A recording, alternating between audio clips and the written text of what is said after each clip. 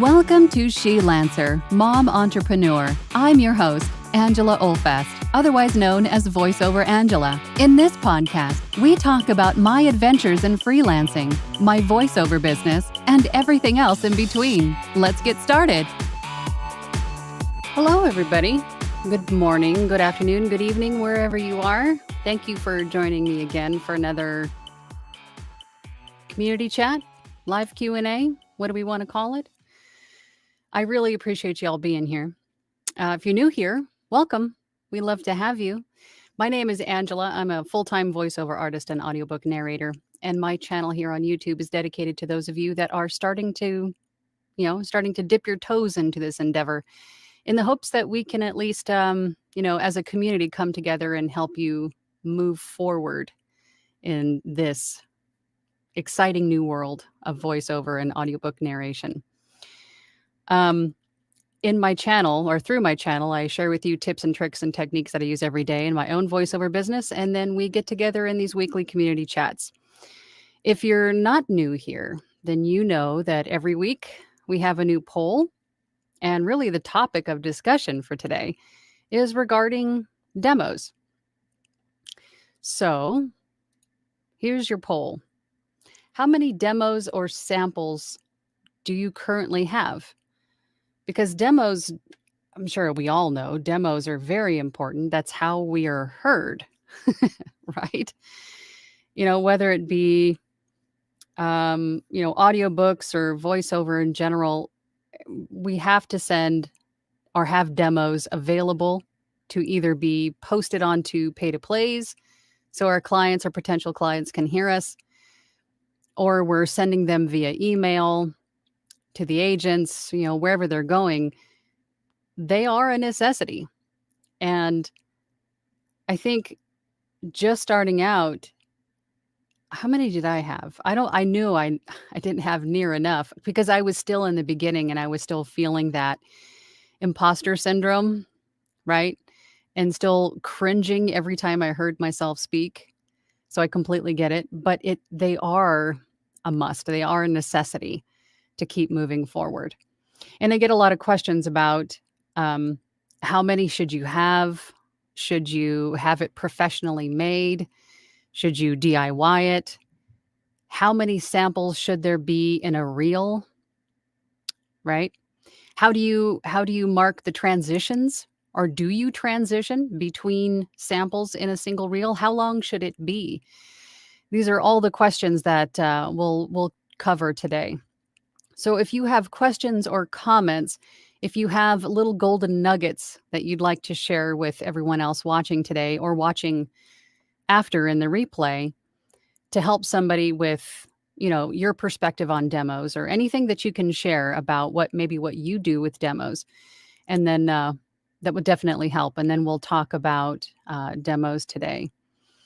So let's check the poll results really quick. So far, we've got 28 votes. It looks like 43% of you have 0 to 2. 32% of you said 3 to 5. 14% of you said 6 to 10. And 11% of you said 11 or more. I think those of you that answered 0 to 2 are probably in the same place that I was in the very beginning, right? You feel that imposter monster, right? Staring over your shoulder going, you're not good enough to do this. You hate the sound of your own voice. What am I doing? Who do I think I am? We know who you are. You are a future audiobook narrator at the beginning of their journey. So just keep going. Get some coaching, get some training, get, all the resources that you can get. Practice, practice, practice. Audition, audition, audition.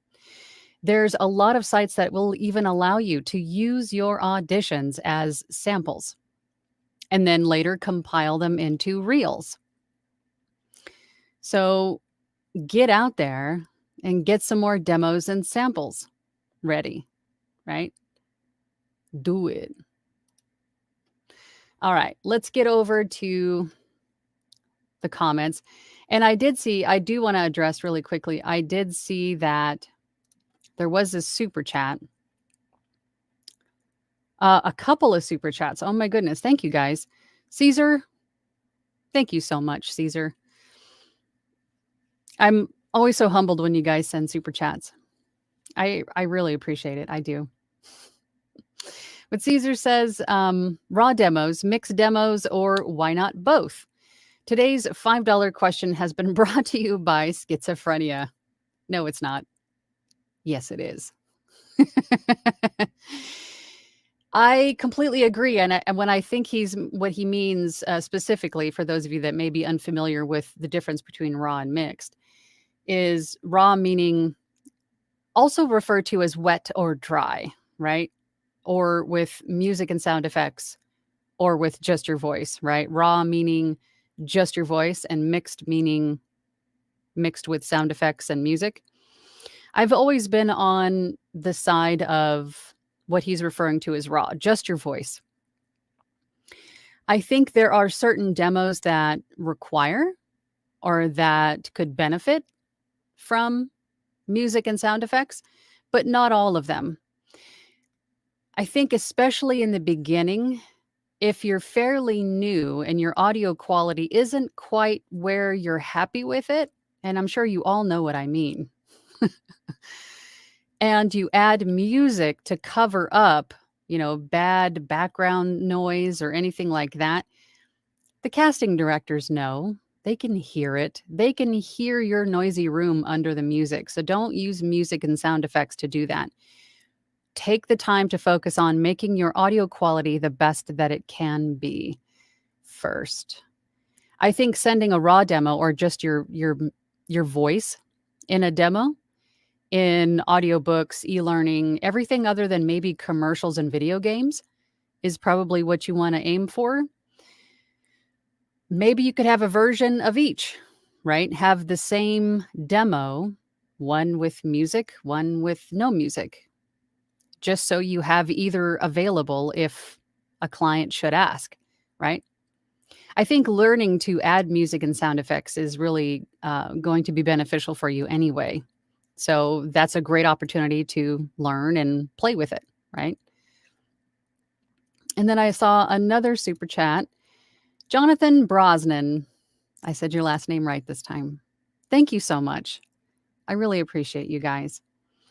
Thanks for keeping my goal of escaping the car biz alive and real. You're welcome, and it's my pleasure, and I am living proof that it is possible. I myself did it. Was in the car biz for 20 years, and here I am. Thank you so much for the super chat, Jonathan. I appreciate you. All right, let's see who was first in before I even opened my YouTube and my StreamYard account today. Phantom Voice, what's up? I have to say it like that because that's how it's ingrained in my head. Wasn't that was a commercial or something? What was that for? What's up? I forget what that was for, but it's ingrained now. Next in was Joya. I voted that I have 11 plus because I do, although I'm now redoing a few and will be posting my demos on Fiverr and website as I revamp both now that I have a tech upgrade. Sweet. Yes, that is a great point. And I did see, just scanning through the comments earlier, that there were a few other people who said the same.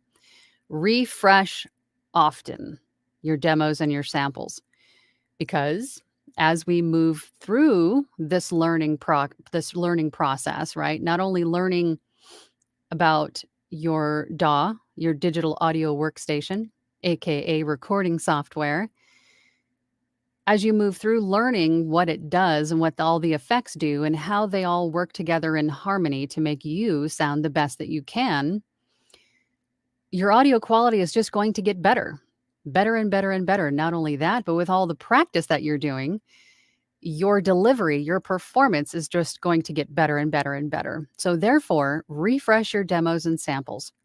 Do it often. Every month, every 2 months, every 3 months.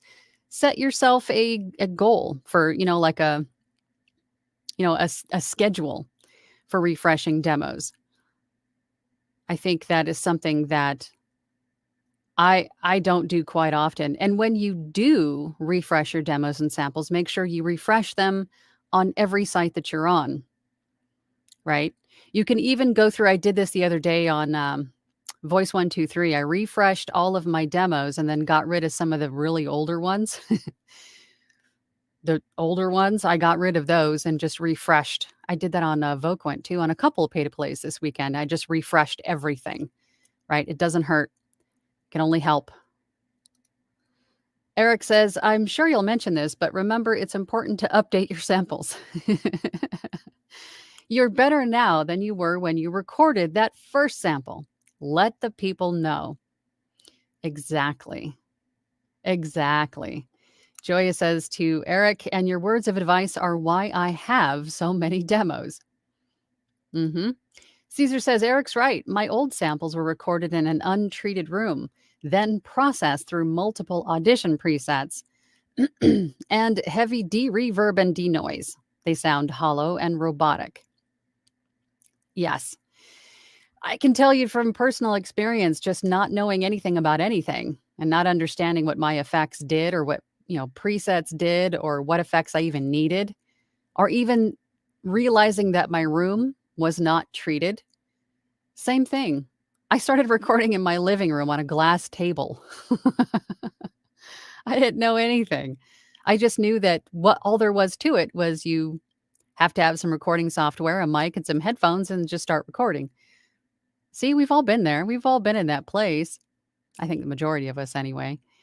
But as you start to move through and, as I always say, join groups, have, a mastermind of people, have groups that are willing to help and just glean information. You learn quickly that, oh, I need to be in a room that has, treated walls, and just so I can eliminate the need for After Effects, right?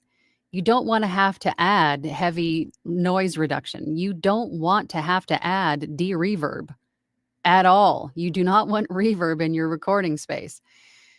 The more effects you apply, and this was in a short I posted the other day, the more effects you apply, the worse your audio quality is going to sound.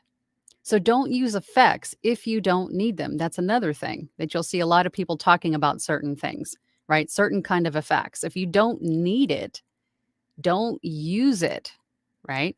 Just applying stuff just to arbitrarily apply stuff because everybody says to use it doesn't really do you good in your situation, in your recording space with your voice and your equipment. Everybody's situation is very unique and there's a lot of variables to consider. So if you are in a place where you're just like, I have no idea, I don't have the patience for this, don't have the know-how, then hire an audio engineer to help you. Do a booth audit. They'll go through your equipment with you. You send them a raw sample of your recording, and they'll tell you, okay, well, maybe it sounds like your mic may be a little bit too far away. Let's try, moving it off axis. Here's the effects that I would use. Some of them will even design a custom equalizer for you to address a lot of your issues, whether it be room noise, sibilance, whatever it is. It's well worth the investment. And there's a handful of great audio engineers out there that are willing to help, that are specifically attuned to voiceover. There's Tim Tippett, there's Lenny B, there's Roy Yokelson. There's a few of them that I could think off just top of my head. They're definitely worth investing in. I don't know if you guys can hear that. My cat is just pewing around the living room. I don't know what she's doing. Caesar says, listening to them now is like drinking a jar of tepid, unsweetened lemonade. Pretty much. Caesar says, that said, hello, Angela. Hello, everyone.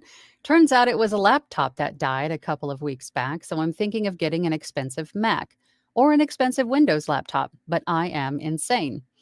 It doesn't have to be expensive. I think the one thing that I would definitely consider in looking at a new PC or a Mac, whatever it may be, a laptop or a tower, look into its connectivity. Make sure that you have enough, plugs, basically, of whether it's USB, USB-C, Thunderbolt, whatever it is, because a lot of interfaces are starting to go over to the USB-C side. So even if you have an older computer, it's something to consider. If it just has USB, inputs, You might need USB-C at some point. So what I'm saying is to look at a new computer, either PC or Mac, doesn't matter. Just make sure that you have some connectivity. Look at what everything is used, or what inputs everything that you're looking at uses, to make sure that you're sort of future proofing your purchase, because you don't want to have to upgrade again in another year or two. Also, RAM. I think having enough RAM in the beginning, processing power, is going to be important too. Could probably get away with 8 gigs, but I would definitely say 16 gig RAM to start, at least, because you're going to get to the point where you're multitasking things and you're going to want the horsepower to get these things done and get them done quickly, if that makes sense. Oh, and quiet. Whatever you purchase is quiet, relatively quiet. Dylan Holt says, good afternoon, all. I have 2 demos freshly done and a couple of samples that need updated. I would say double or triple that number, because essentially you want samples, which is a single take or a single example, right? Maybe a single book excerpt, maybe a single piece of like a 20-second sample of you doing e-learning, right? A sample is a singular piece. And a demo or a reel or demo reel is a compilation of those. A demo reel, I would say, it needs about 4 to 5 different types of whatever kind of demo you're making, whether it be an audiobook demo, an e-learning demo, a commercial demo, right? Or just a demo of a range of things that you offer. It's good to have lots of different varieties of demos and samples, and then have a sample of every single kind of thing that you do, right? So if you narrate audiobooks, have a sample of just sci-fi, a sample of just romance, a sample of just children's books, and so on and so on and so on, right? A sample of character work, so on and so on. That's sort of the difference between the two. And I think a demo reel, a minute, 2 minutes max, maybe.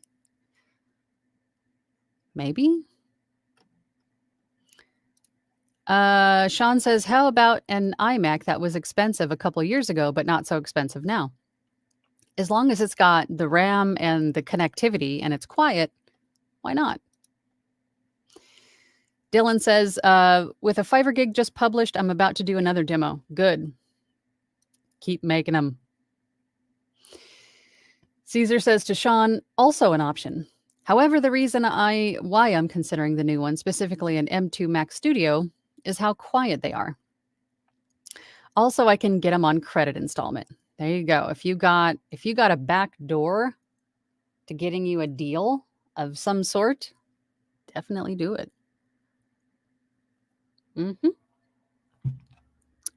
Coffee time. MG Steven says, hello. Backwards. Hi, Angela and everyone. Am I dyslexic? No, I just have my brain just jumbles things around. Gregory is here. Good morning from the Big He. Gregory's got some great TikToks. Fiber Jazz. Greetings, everyone. Hope you're all having a great Tuesday. So far, so good. So far, so good. Rustic Hillbilly says, just wanted to say good morning before I leaving for an appointment. Can't wait to check in later today. Well, I appreciate you. I hope your appointment goes well. Phil says, hey, Angela. Hey, all. Hey, Phil. What's up, Phil? Dylan says, Caesar's looking to acquire gear. I'm shocked. Caesar is one person that definitely has an addiction. New gear addict. Yep. Phil says, I'd say I have about 7 to 8. Good.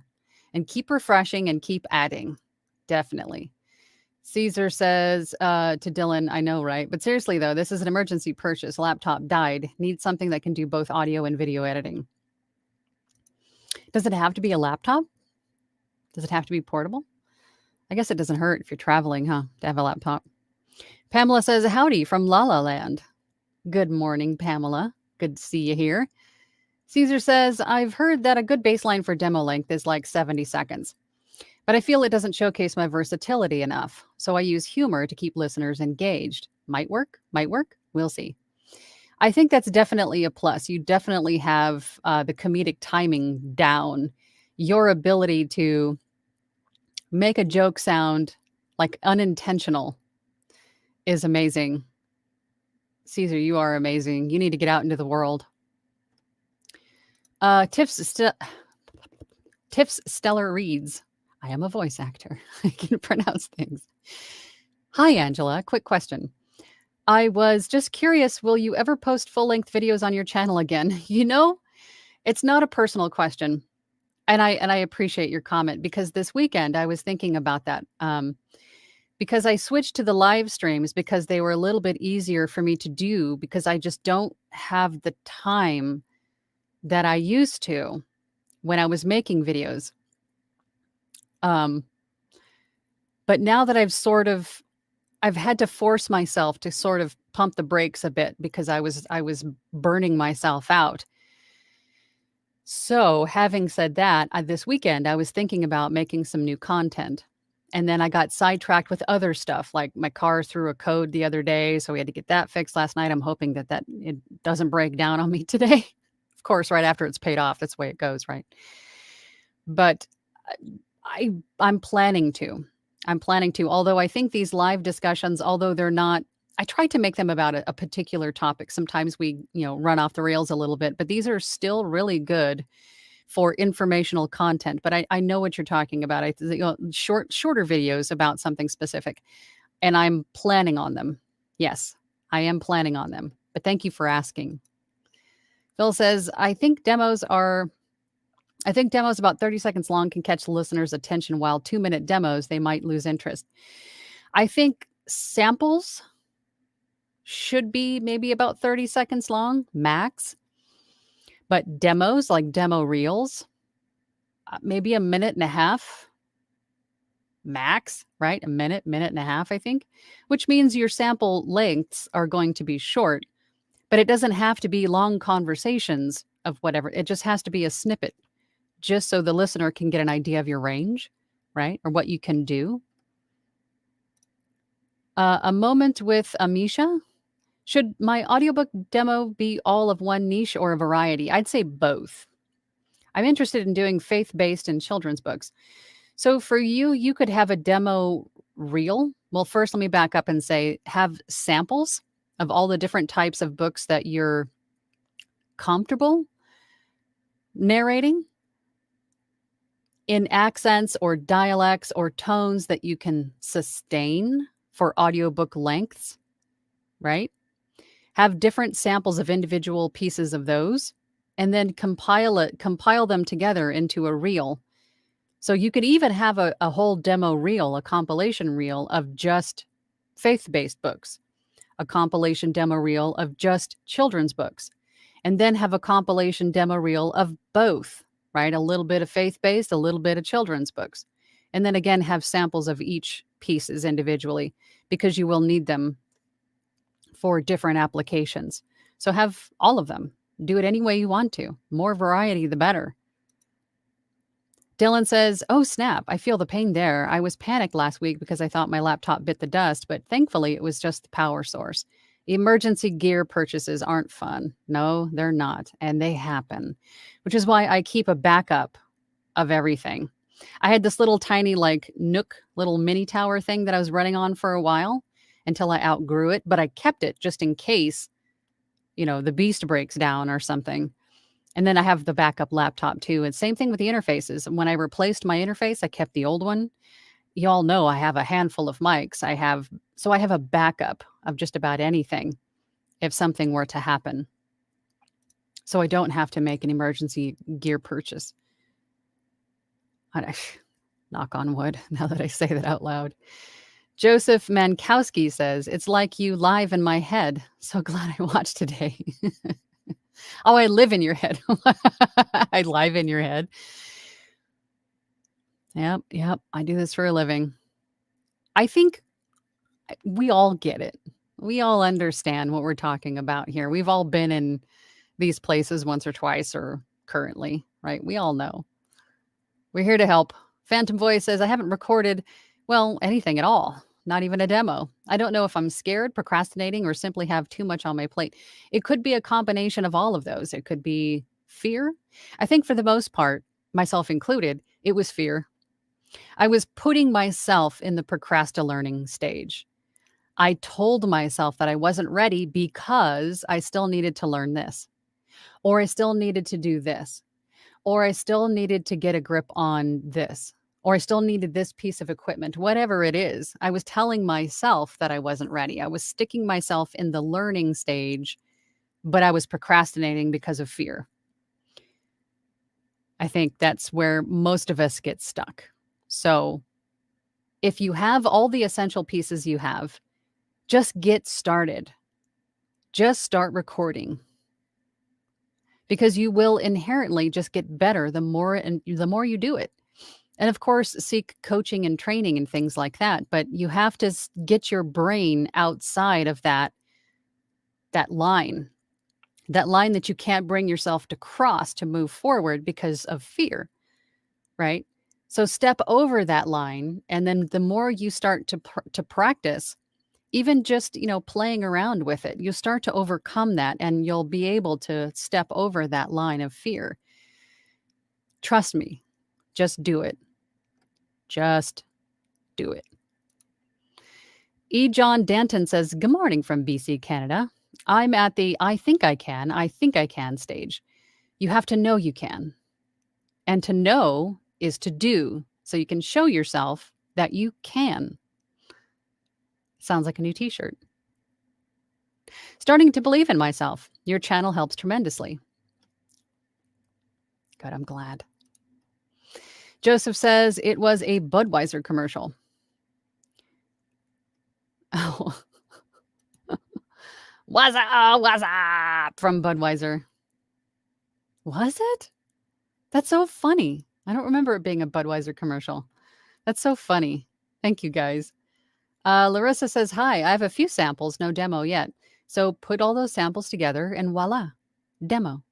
Also, I wanted to bring up, I almost forgot, when you're putting all the samples together into a demo, make sure that you level out the volumes, because some samples are going to be recorded at maybe a little bit of a lower tone, and some are a little bit more excited. Maybe you're a little further away from the mic, whatever the case may be, but make sure that all the volumes of each one of the samples within that demo are about the same volume, because you don't want to give it to somebody and then the first one's really super quiet. And then the next one's at a normal level, but that really super quiet one at the beginning that you love, that you were so impressed with, that's the first thing that the listener is going to hear.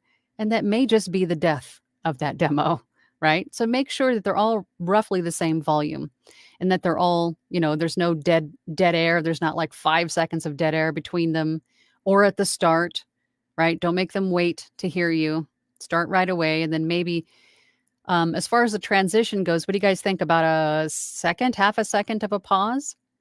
And even the samples that you choose to put in the demo could be vastly different from each other. So as soon as the next one starts, you can tell it's not a continuation of the first one, right? And just make sure it's clean. There's no like clicks or like mouse clicks in it or any kind of weird noises. Just make sure it sounds good all the way through. Double check it, triple check it. Gregory says the commercial was for Budweiser. What's up, Budweiser? I'm glad you guys remember that, because I don't. Writer Dude says, just started with a practice script last night. Goal is to have a couple of basic demos done by this weekend. That's a good goal. That's a good goal. And then in a month or two, do it again and refresh it. Or whatever intervals that you choose, right? Geok, is it Geok? Z123. Sorry if I'm saying that wrong. All of my demos are DIY. I do have a radio production background, and my demos are just basic dry reads, some music background. And thank you for bringing up that point. That was another thing that I wanted to talk about today. I was hoping it would come up. Should you have a professional producer make a demo for you? Or should you just DIY it? Here's my thoughts on that. Professionally produced demos are expensive. But if you choose someone to work with that will make the demo with you, if you choose a package, they usually have varying packages of producing demos. Some are just basic demo production. Some of them, they will coach you through recording and producing the demo, right? Well, recording it, but then they'll produce it.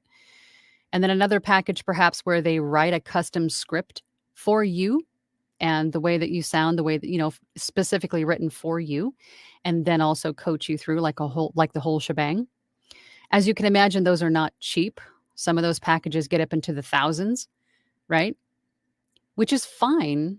And I'm sure you'll learn a lot with the coaching session that goes through it, right? I'm sure it's worth every penny.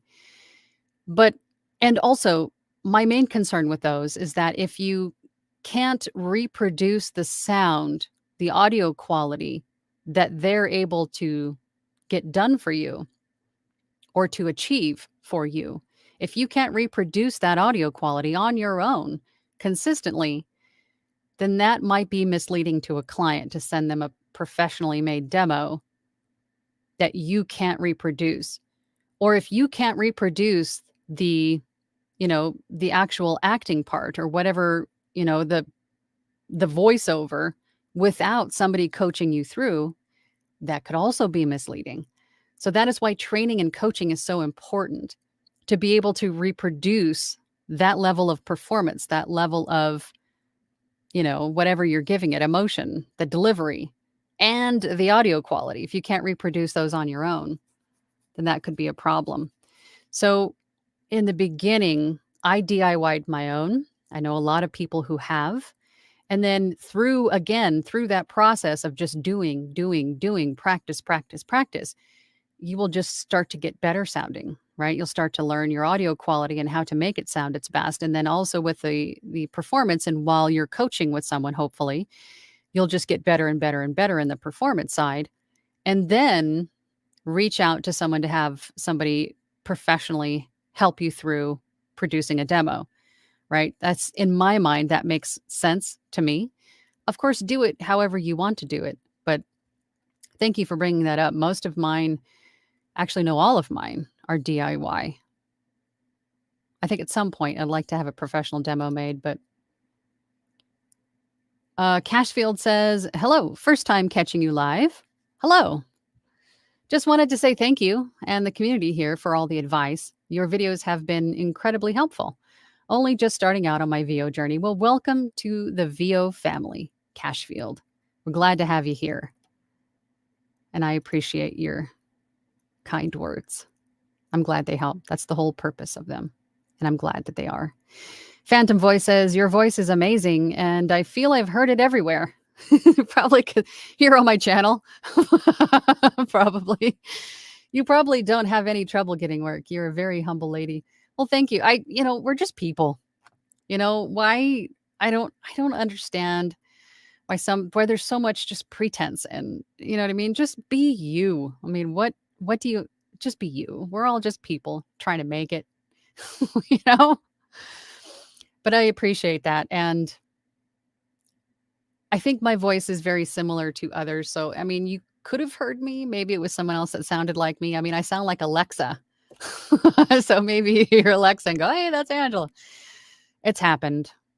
It's happened. But I appreciate that. I don't take compliments well. But thank you. Joy said, good morning, Angela and everyone. From a cool, cloudy 53-degree day. Well, we're going to be breaking records again today here in the desert of Arizona. Still in the triple digits. Yay. I'm glad it sounds like a nice day for you, though, Joy. Eric says, now I'm off to the auditions and continue recording my current book. Have a great show, Angela, and a great day, all. Yes, audition. And again, a lot of these sites will allow you to use your audition as a sample. So get some extra mileage out of that work you've already done. You do it. Do it. Fiber Jazz says, very important to update commercial and promo demos to keep pace with shows airing and products are currently in the market. Right. Trending, right? Stay on top of trends. What styles are currently being favored, right? If you just, I'm in the habit of every time the TV's on or the radio's on, I will listen intently to the commercials. We sort of tune them out as we get older. We're just like, but as a voice actor, it's important to listen to them because you'll start to see, as times change, you'll start to see common, trends. Right now it's a little bit more conversational. And then every once in a while you have one that's kind of goofy, like a very unique kind of voice with a goofy sort of a script. But for the most part, it's very like the lady next door, the neighbor next door kind of conversational, right? So it's entirely important to stay on top of trends and have your samples and demos reflect the current trends, right? To make them more appealing.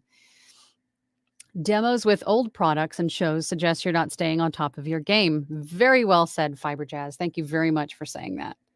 Very true. Facebook user, this is Dave Moxley. Hey, Dave, how you doing? Oh, we got a super chat. Hold on. I'm coming. I'm scrolling. Hold on. Sean Lester. Thank you, Sean. Thank you for the super chat, Sean. I appreciate you. Do you use 90-ish second samples as well as demos? Something I picked up on from a book publisher over the weekend. I think for audiobooks, they're going to be a little bit longer because there's a little bit more to an audiobook than, say, like a commercial demo or promo or a read, right? So samples could be for an audiobook 30 seconds to a minute, maybe. Right? Unless there's like a few different characters that you want to highlight the dialogue or the different character voices. I mean, it could be a little bit longer, but for audiobook samples and demos, 2 minutes max, maybe. Everything else, maybe a minute. I hope that answers your question. So the longer form stuff, probably a little bit slightly longer demos, but the shorter stuff, shorter demos. Yep. Scrolling. Yep. Scrolling. I lost my place. Here we go. HCRFT. I utilized a sound engineer services early on. He listened to my raw recordings and then set up a preset package unique to my voice DAW recording space. Well worth the peace of mind. I have done the same, not as early as I should, but it was about 2 years in where I sought help because I'm just stubborn like that. But it was well worth the investment for sure. Same. Set up presets that were specific to my mic, my DAW, my room. Definitely helped. A Moment with Amisha says, how do you store your VO files? Dropbox, Google Drive, etc. Don't want to keep too many files on my Mac Pro. Stuff that I'm currently using, I'll keep on my computer. I'll keep locally on my computer. But anything that I've finished or that I'm not using, like old demos, audiobooks that are off to retail, every 6 months or so, stuff that I'm not using on a daily basis or weekly basis or that I need immediately at hand, I will move to external storage. I'm Generation X, so I don't have complete faith in online like cloud storage and things because things break. They do. They inevitably just so do external hard drives for that matter, but I want to keep it on something that is tangible. Right? I don't do MP3s and things for music. I keep CDs because I'm old school and it's tangible. It just makes sense to me. So instead of Dropbox or Google Drive, unless you're trying to keep it accessible for sharing, then yeah, Google Drive or Dropbox. But if it's not something that you're immediately using or it's old, it's outdated, you're not using it anymore, move it to external storage so it's not clogging up the storage capacity on your computer. Whatever works for you. Bear338 says, happy Tuesday, Angela, and all still tweaking my workspace, probably being too picky. I don't think that you can be too picky, but do some sample reads in it. do some sample reads. And then if you're in my Facebook group, post them in my Facebook group for feedback. See if ears other than yours can pick up reverb, can pick up, something, and maybe they can help you fine tune your space that way. Gregory says, where can I find the royalty-free music beds and inexpensive sound effects for new demos? There's, is it Orange Music? There's also Mix Kit through Envato. There's the YouTube Studio has a lot of royalty-free, like Creative Commons types things, sound effects and music. Pond 5, of course. You can purchase individual tracks and sound effects. There's another one where you can just buy individual things. Is it something Jungle? What is it? Does anybody know? If you have any others that you know of to use and share, please put it in the comments so we can help Gregory out and anybody else that needs royalty-free tracks. Caesar says, I also advise anyone who's recording their demos and processing them, take breaks now and then. The more you listen to your own voice, the more you start hating it or start nitpicking. Yes, because there is such a thing as over editing, overdoing it, right? So I would say choose the pieces that you're going to use for your demo, put them, in the demo, copy the section, paste it into the demo, same thing with the next one, and then save it and then come back to it later. And then with fresh brain, fresh eyes, fresh ears, listen to it again and make sure that you have them in the right order, right? That they sound good in that order, that there's no miscellaneous noises in there that shouldn't be there, adjust the volumes, so on and so forth, because it is really easy to overdo it. Really easy. Joy says, sorry about that. I have a sensitive QWERTY pad. I have 50 demos that don't know how to put them together in a demo. I'm looking for a good video to teach me to do it myself. Do I have one? I know I have a video about DIYing your demos, and I can't remember if I go through the entire process, but I think I do. But it's not as difficult or as intimidating as it should be. You basically select a few different samples that you would like to go into this particular demo, right? Go through the sample and find a small section of the best part of it that you feel is the best representation of that tone, of that genre, whatever it is. Select it, copy it, and then go to your fresh demo file, paste it, right?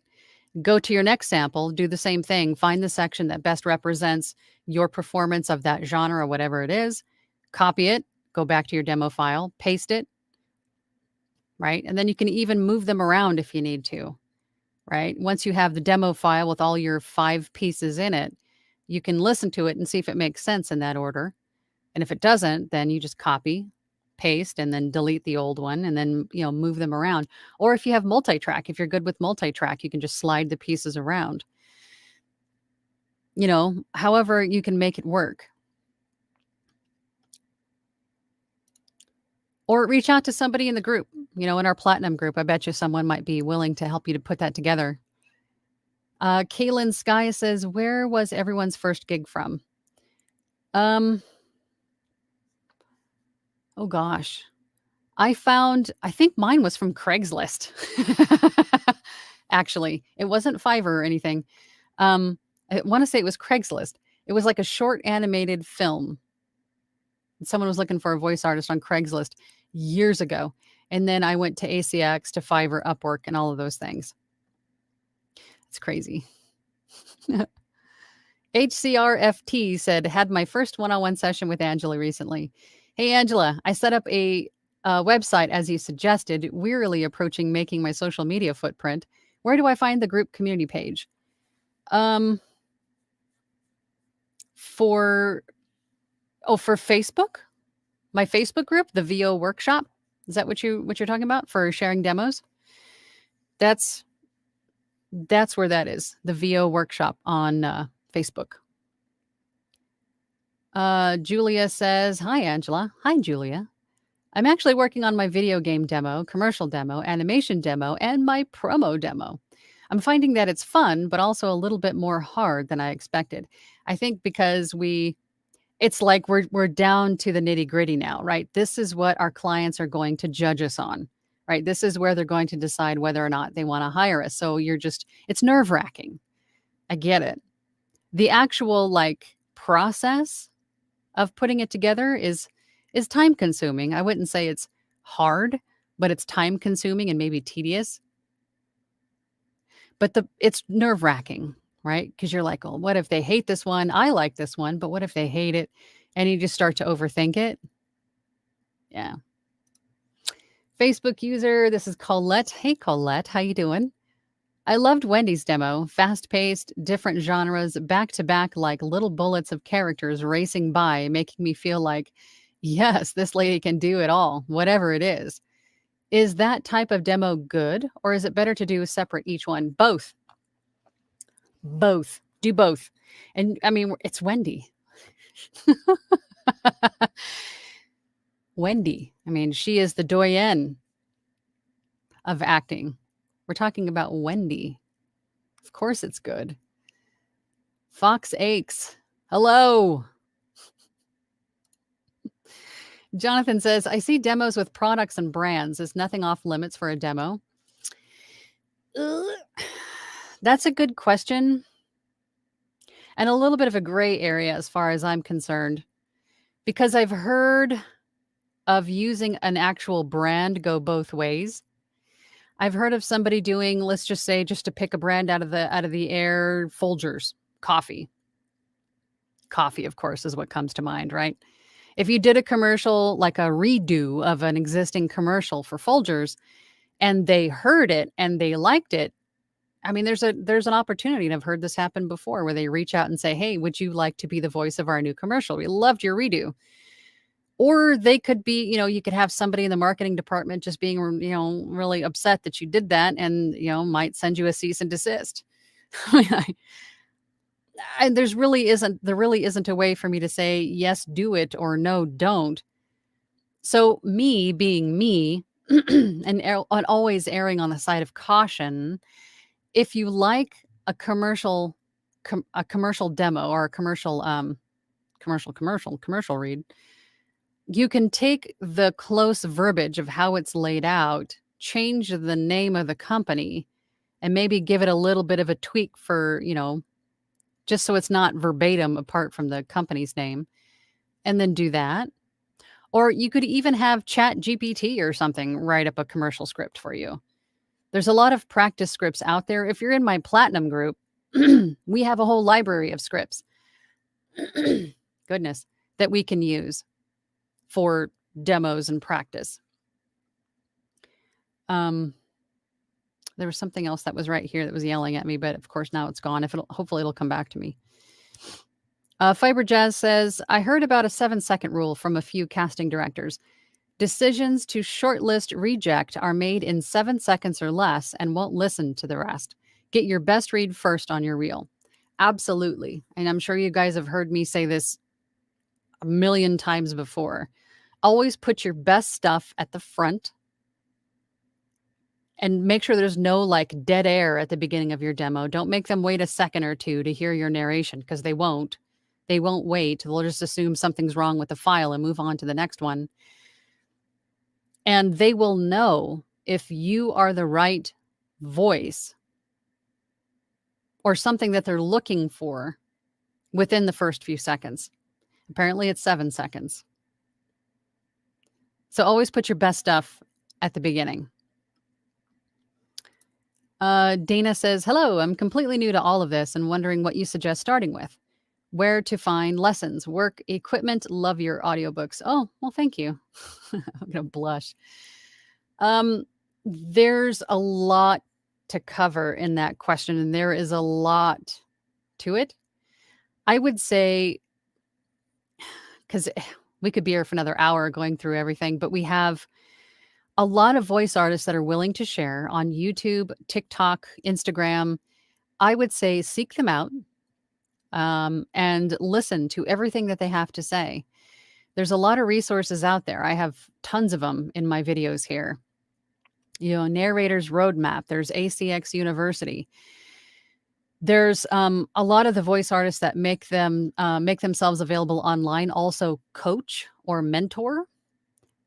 Reach out to one of them and set up some coaching sessions or join a mastermind. At the very, very least, join voiceover Facebook groups.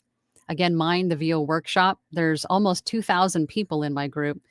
And I allow you to post demos for feedback. We share information, we ask questions, and then you get a lot of perspectives in answer. And all of those perspectives, one of them might apply to your situation. So that's where I would start. Phantom Voice says, is there anywhere I can hear sample demos that I can take notes from? I'm lost when it comes to it. I freeze faster than water in the Arctic. Sample demos, yeah. If you go to ACX and listen to the narrator samples, that'll give you some audiobook ideas. If you Google voice actors, or if you know of a few different voice actors, you can go to their websites and listen to their demos. Or you can, even on pay-to-plays like Voice123, places like that, where you can look at other actors' profiles, you can listen to their demos there. There's a lot of them. Fiverr, Upwork, you can go to the different profiles and listen to their demos. A Moment with Amisha says, thanks, Angela. You're welcome, Amisha. I hope I'm saying your name right. Fiber Jazz says to Cashfield, welcome. Hope you have fun on this new journey. Mm-hmm. Fox Egg says, fear and imposter syndrome. Uh-huh. I know those guys very well. Carlos says, how do I go about making a demo? I think we covered that. Julia says, yep, Angela, I've had those days where everything I say comes out backwards. I do it all the time. It's like my brain's trying to make things more interesting. I don't know. Or my mouth isn't as fast as my brain, or vice versa. I don't know which it is. Blah. Phantom Voice says, I am in the procrastinating stage. I love that word. Just do it. Yeah, I heard that a few years ago, and I was like a light bulb. It's exactly what it is. Procrastinating. So I had to share because it fits so well. Bear338 says, Angela, I took your advice and have been reading everything I see out loud. Good. It is making me more comfortable with hearing my own voice. There you go. And you're waiting for your water to warm, getting in the shower, read the shampoo bottle, read books out loud. Everything that you come across, read it out loud. It'll help you get better with sight words and things too. Facebook user, this is Colette. What are the different venues on which to put your samples? What's the difference between them? For like ACX, any of those pay-to-plays, any of those websites that you find work on, you're going to need to be able to upload samples and or demos. So the clients browsing through the talent can hear what you sound like to see if you are the appropriate person they want to hire. So voices.com, Voice123, Bidalgo, Voquent, Voice Giant, Voice Jungle, Voice Bunny, Fiverr, Upwork, ACX, all of them. Any place where you're looking for work that you're posted as a talent, you'll need a demo or a sample or both. Jamaldine Voice says, hello, Angela. Hello. Thank you for all you do. I love your channel. Oh, thank you. I would love to ask if the Octo 842S leave any kind of hum or sound on your recording. No, it does not. Not that I have. I mean, that's been on there for at least 3 years, and I've never had any kind of, vibration or anything. It's great.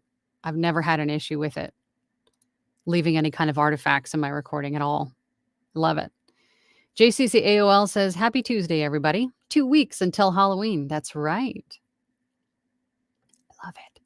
Oh, that's right. It's on a Tuesday, right? So we'll have to do a Halloween special. Joey says, sorry about that. I have, why are you apologizing? I have about 50 samples and I really need to get my butt in gear and put some demos together. I'm looking for a good YouTube video to show me how to do a DIY. I want to say even maybe Anthony Piga, Bill DeWeese has touched on it a couple times, but as far as showing you how to make one, I bet you if you just went to YouTube and searched DIY demo, I bet you'll have a lot of listings come up. A handful, at least. Caesar says, I just realized I find that creating fully produced audio demos, since I have that skill set, helped me get out of my fear phase, hearing my voice in a mix. Maybe others can benefit from doing this. Perhaps, but everybody's different, right? Some people are a little bit more critical about their voices than others, right? It could be. I mean, it's definitely a good thing to do, to try. I mean, I think everybody should be practicing with music beds and sound effects anyway, because at some point you never know when you might need to add it or need to have that skill set. Fiber Jazz says, a moment with Amisha, or at a moment with Amisha. I make backups on external storage drives and on the cloud. Like to have more than one backup. That's a good idea too, to have multiple backups, a backup for your backup. Phantom Voice says, I wish I could watch you live somewhere other than on the freaking fort left. Hashtag Grr Tuesdays. I do take these live streams, and then of course they're available for replay later, but I'm also taking the audio and turning and using them on my podcast. So if you miss one of these, or if you're in the car and you don't have, you can't listen on YouTube, you can go to my podcast, which is She Lancer, a mom entrepreneur. It's on my website if you want to listen to it there, but I have a podcast that's also a replay of these too.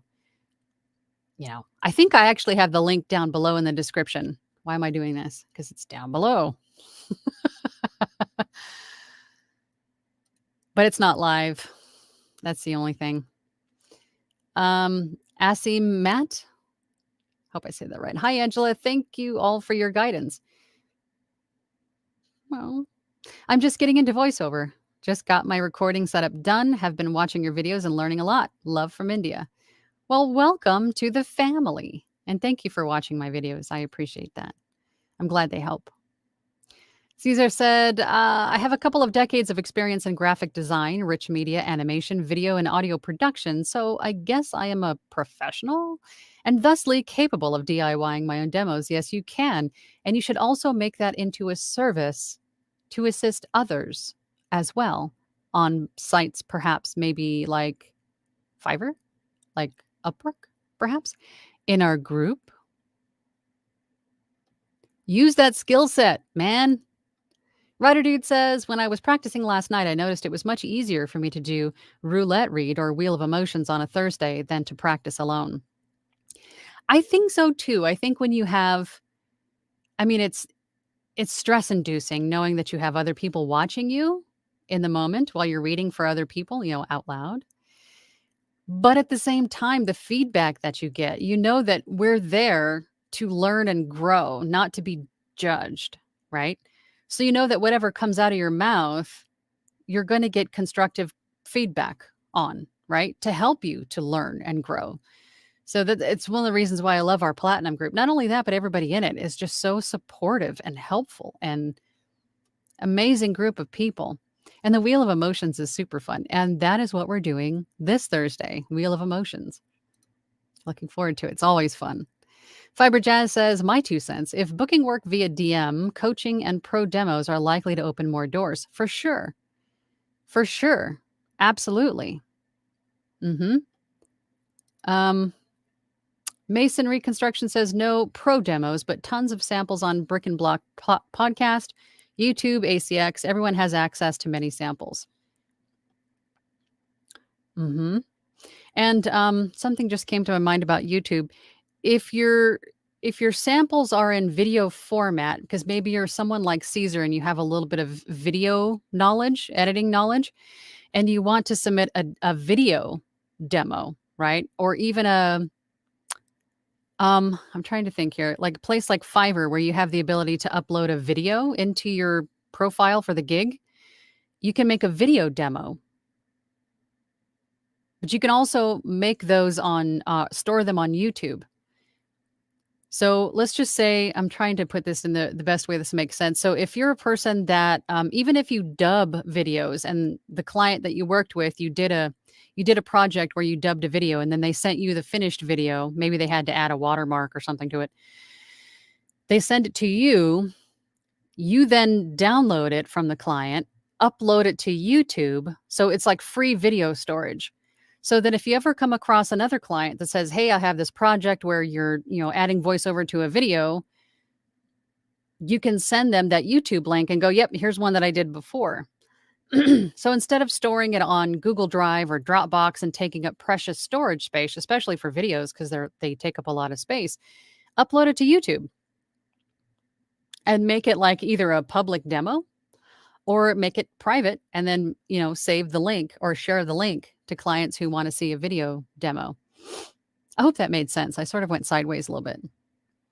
Caesar says to Writer Dude, I do the same. Sometimes my wife walks in and she's like, should we be worried about this? Bear338 says, Angela, you are amazing and such a blessing to all of us. You know how to nudge us into the right direction. We are cats and you heard us nicely. Well, I am a crazy cat lady, so I guess I have experience with cat herding. I'm a cat whisperer. Thank you. I appreciate that. Kaylin Sky says, I've been volunteering with LibriVox. Would that make a good place to clip a demo or record new? I would record a new one. And I'm glad that you're volunteering for LibriVox because that is a good way to sort of another way to help you step over that line of fear and to build your confidence and knowing that you can format properly, you can narrate, all of those things. But I would not use those as a demo. I would record a new one. Why not? I guess you could, but I would probably record something different. Queen Penguin, just want to thank you for giving me the advice a few lives ago about not being too hard on myself for it taking a long time. As a mom with littles, as my tendency is to do exactly that. Yeah, it's going to take however long it needs to take. I know some people are in a pinch to get income coming in. I get that. But it really is going to take the time it needs to take. If you don't, there's no... Voiceover is something that I think, AI aside, I think voiceover is something that is going to be a continuous need in all age ranges, all, age groups, ethnicities, whatever. I think it's something that's always going to be there in one shape or form or another. And therefore, voice actors are always going to be needed. Personal opinion. I can't foresee the future, but that's just what I think. So it's not like you're going to miss the boat, right? So just don't stress yourself out and burn yourself out before you even get started. It takes what it needs to take time-wise. Caesar says to Fiber Jazz, how about demos that are in tune with Gen Z lingo? Like, hey, yo, this audiobook's going to send you, no cap. I can't even say that without giggling. I know it's like I have a teenage translator. Rick Cole is here. Hey, Rick. If I do a recording and it's poorly done, does that set a bad impression with the customer? Yes. Regarding any possible future endeavors with me? Yes. If it's poorly done, meaning you recognize that it's poorly done, do not use it. Replace it. Make a new one. If you think it's poorly done, don't use it. Or if you really want to know for sure, post it in my Facebook group and get everybody else's feedback. You might be just being too hard on yourself, saying that it's poorly done when it's not. You're biased. Of course, your family members are probably going to be biased, right? Get unbiased feedback by posting your demos in a Facebook group that allows it, like mine, and get some feedback on what you need to do. Asim says, what would you suggest for people suitable for character voiceover? Make different character samples, like little snippets of different voices, different characters that you have in your head. Let them out into the demo, just little snippets of them, and make some character demos. Sean says, I think I'm going to use you singing my name as my ringtone. Don't do that. Oh my God, don't do that. Writer Dude says, Caesar, could you run that sentence through Google Translate? Fox Egg says, I've got 5 samples up on ACX right now. 3 are around a minute. 1 is a retail sample that is up on ACX. And the last is a 5-minute read of a complete short story. That is another great point. Retail samples of books that you've already done. You can use those retail samples for your own use as well, right? As a demo, as a sample, a piece of it. It's work that you've already done. Use it.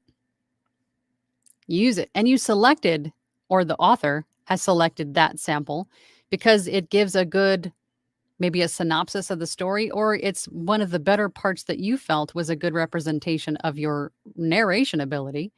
So use that as a sample or demo. Another thing about ACX samples, refresh them often and recycle them often, meaning they're posted chronologically. So as soon as you post one, it's up at the top of the feed of available samples, right? So maybe at the end of the week, a couple times a month, delete it and then repost it to be up at the top, and then just keep whatever intervals you decide, just stay towards the top 2 pages and keep adding more and refreshing and taking down the old ones, right? Just keep, recycle, stay at the top couple pages. Caesar says to Writer Dude, I did, and I got, you should be ashamed of yourself. Caesar to Gregory, oh shoot, hey, try Pixabay. Christine over at Discord swears by it. Oh, for music? HCRFT says, I use Epic Sounds. Epic Sounds was another one I was thinking of for music and effects. Yes. Dylan says Pixabay is good. Christine sent me there too. Caesar says, also, Angela, I believe it's Audio Jungle. Is it Audio Jungle? I think it's Audio Jungle. I think this one that was, I could hear the watermark, the audio watermark in my head. Audio Jungle. Fox Egg says, breaks are as important as the work at times. Yes, take breaks. Joya says to Gregory, message me in Discord and I'll make you a few music tracks. There you go. Platinum Group coming in for the win. You will own the copyright when I'm done. I love this group. Everybody's so helpful. Dana says, what would be a good budget microphone and equipment for a complete beginner? I think what's more important than the microphone type. Sorry, my hair is like really hot on my head now. What's more important than the microphone you choose is your recording space. Make sure that your recording space is dialed in, meaning, the walls are treated around you, the ceiling, the floor beneath you, anything in front of you, like your desk, your monitor, anything else that's going to reflect sound. You want to make sure noise, your overhead fan isn't on. You don't have fans in your computer. If it makes noise, is away from your microphone as far as you can get it. Treat your room. That's more important than what microphone to get. And you can start with a USB mic if you want to, but pretty quickly you're going to need to get into an XLR mic, which requires also an interface. So I hope that helps, but microphone equipment is not as important as your recording space.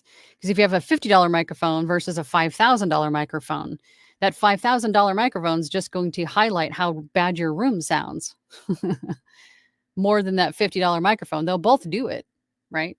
But that $5,000 microphone will just highlight it even more. So treat your space. That's much better. Fiber Jazz says to Caesar, I admire your broad and deep production skills. They are a great competitive advantage. See? Use them. Fox Egg says Halloween nails. Love it. But of course, it's Halloween. It's my favorite holiday. Joy says, speaking for myself, the biggest issue, DIYs, is that I heard from a certain expert that you don't use DIY demos to send to major employers like Disney, Amazon, Hulu. He said DIYers are entry level only.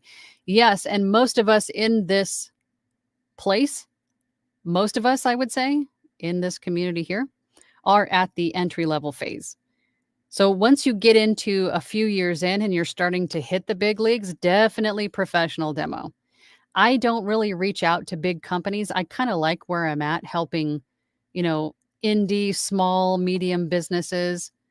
I should probably get in, reach out to the bigger ones, but I'm kind of okay where I'm at. So if you're looking to work with companies, big companies like that, then yes, definitely a professional demo is going to be a necessity. But I think the majority of the people that listen to me and come to these lives are in that entry level space. But you're right, Joy. Caesar's to Fiber Jazz says, thank you. It's like one of the few things that came out of my old life. VO is my new life, but I find I can still use non-VO specific skills to my advantage. Of course you can. Use them all. If you book publish, if you website design, if you whatever it is, use it in conjunction with VO as another stream of income. Absolutely use it. Fiber Jazz to Caesar, I think those are fine for specifically targeted audiences. I lack your production skills, so pay big bucks for demos and need them to be more widely applicable.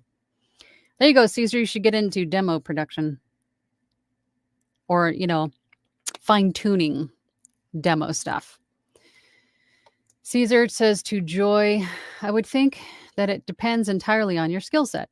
Once you're good enough, the difference between a home studio's output and a commercial studio can be nearly imperceptible. Caesar says, oh, by the way, Angela, Christine, Sean Short, and I did a sample reads of Haunting of Hill House over at Discord's Bouncy House. What? Can these reads be used as demos? Can we read Harry Potter as a demo? Don't quote me on this because I don't know for sure. I think that you can. I know people that do because you're not selling it. You're not saying that you wrote it. You're just showcasing your narration ability. However, I'm always I'd rather be cautious than not and not use somebody's copyrighted material. So just be careful, but I'm not entirely 100% sure you can, but I know some people that do. Amisha says, thanks to Fiber Jazz, masonry construction. And my first gig was as a storyteller. Only got paid a few bucks, but still, hey, it's experience. I got only a few bucks for my first gig too. I think that's pretty typical. Joy says to Caesar, the guy who said that is a regular on YouTube and his initials are MS, you can say names. It doesn't have to be secret. It might help somebody else. And he makes Mark Scott. Is that Mark Scott, the VOpreneur? And he makes himself out to be an expert on VO, marketing, etc. I'll message you on Discord. Yeah, Mark Scott. I'm in his circle too. I mean, it's a wide circle. I'm not saying we're best friends or anything, but I know of him and I've purchased some marketing courses from him too. He's a great one to follow, Mark Scott. Fiber Jazz says, I heard a suggestion to use fictitious brand or no brand to avoid casting concerns about exclusivity. That's another great point. If you have Coke spot on your demo and a client has a Pepsi opportunity, you could be passed over. That's another great point for using brand names in your demos. Dylan says, my first gig was on ACX for a book on the amazing male reproductive system. There were a bunch of giggle breaks because I have maturity of a 13-year-old. Yeah, I could see how that would be difficult. Gregory says, thank you, Joya. I appreciate your help. Caesar says to Dylan, oh, wow, send over a link. Not here, though. YouTube will obliterate it. Drop it on Discord. Masonry construction. A demo suggestion. Remember that timing is everything. Record, record, record, post, post, post, link back to your website. All great stuff. Dylan says to Caesar, I don't want that recording to see the light of day. It was my first ever published recording. We can search you out, whether you like it or not. Fiber Jazz says to Caesar, perhaps you would want to make a demo DIY YouTube video? There's an idea. Caesar says to Dylan, I'll respect that, but that sounds like a fun time. Caesar to Fiber Jazz. I was actually thinking about that too. Lots of YouTubers cover the technical aspect of demo creation, but few, if any, I think, touch on the creative and inspirational process. There you go. Make a YouTube channel about all of that stuff that you know how to do. Dylan says, I'll see if I can find promo codes. There is an entire section of nicknames for the region that took about an hour to record because of the laughter. So yeah, Fiber Jazz to Caesar. Yes. Random question from Phantom Voice. What do you put in your coffee? Yes, funny story. I switched from dairy creamer to non-dairy, like plant-based creamer, and it really didn't make me so phlegmy. But this week, I wanted pumpkin spice, of course, because, pumpkin spice season. I ordered a non-dairy pumpkin spice and they were like, oh, we didn't have any of that. So we gave you dairy pumpkin spice. Is that okay? No, but I'll take it. So I'm a little flummier than usual. But yeah, I would. A lot of people stick with hot water lemon or throat coat tea or tea in general, black coffee perhaps. But I'm kind of set in my ways. Old dog, no new tricks. I love my coffee the way that it is with creamer. So, but it will make you more sticky mouthed, and the dairy is not very kind. I like a coffee too. Fiber Jazz says to Phantom Voice, I like a little coffee with my cream and sugar. Yep, same. That's exactly how I explain it. Caesar says, good God, stop it. Something I do is cut open a bag of peppermint tea and sprinkle that over my coffee grounds. The brew becomes more interesting that way, I bet. Chris says, I'm publishing a novel in December and I want to have an audiobook version. It's about 90,000 words. How hard is it going to be for me to learn how to do this myself? It's not something that is not doable. I mean, it's totally doable, but there is a lot more to audiobook production than even we as audiobook narrators anticipated in the beginning. There's the recording software, there's the equipment. I mean, I love it when authors narrate their own books. But I think a trained audiobook narrator can give it the nuances a little bit more oomph. I'm having a hard time grasping words this morning, but they're skilled at bringing those words to life. Although an author understands the meaning and the feeling and the tone, understands those words better than anything. But there is a lot more to the technical side of audiobook narration than you would think. So my same advice to you as any other new narrator, just watch a bunch of videos, learn all that you can, because there is a lot more to it than you would think. Especially 90,000 words. That's 9 hours of finished audio. Therefore, probably 60, 70 hours or more of work for a new person, maybe even 80, 90. Joy says, I'm both a cat and dog person. My sandy-colored long-hair American domestic boy named Leonidas because he is the king, and his buddy Jake, the mixed Jack Russell Terrier. I had a Jack Russell named Jack, Captain Jack, specifically. Fire Matrix says, pronounced Fire Matrix. That makes sense. I just noticed. I think we use the same moving blankets. Got mine from Amazon. Yep, mine came from Amazon too. I think they were in a package of 4 or 5 for 30, 40 bucks, I think, something like that. It's on my website, on my recommended gear page. I think they were like 30, 40 bucks for like 4, I think. Phantom Voice says, Fiber Jazz, I'm the same way. I love sugar. Fiber Jazz says, I thought Mark Scott too. Yeah, it's Mark Scott, I think. Brittany says, if I'm using samples from a book I did not record, I only choose books that A, don't have an audiobook already, and B, aren't major bestsellers. Good points. Good points. Writer Dude says, I bought some cheap moving blankets at Harbor Freight last weekend. There you go, $6.74 on sale, so I can make a blanket for it. Cheap enough to replace in 6 months if they get too dusty, not washable. I don't think any of these are. So if you get them used, because you can, take them out and beat them before you hang them up and use them, just to get all the little, the dirt and whatever else is in them out before you hang them in your room. Joey says, I didn't know you could say names, but of course you can. Mike Schmidt, and he knows everything marketing, VO, etc. Interesting. No, please share, because the purpose of this is to help everyone else watching either now with us now in the chat or watching later. The whole purpose of this is to help. So please, if you have resources or people, please share. It's not all about me. I'm a conduit to get the information out. Caesar says, I found Dylan Holt's audiobook on Male Appendages. Of course. Of course you did. You knew that was going to happen, Dylan. Facebook user Colette says Trader Joe. What, the creamer, perhaps? Trader Joe's makes a good coconut creamer. That's what I get, but I wanted to do pumpkin spice just because, pumpkin spice season, and they just messed it all up.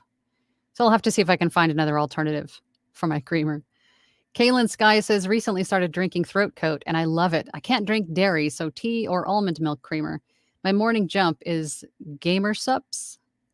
What is Gamer Sups? But yeah, almond milk creamer and coconut creamer are what I typically use.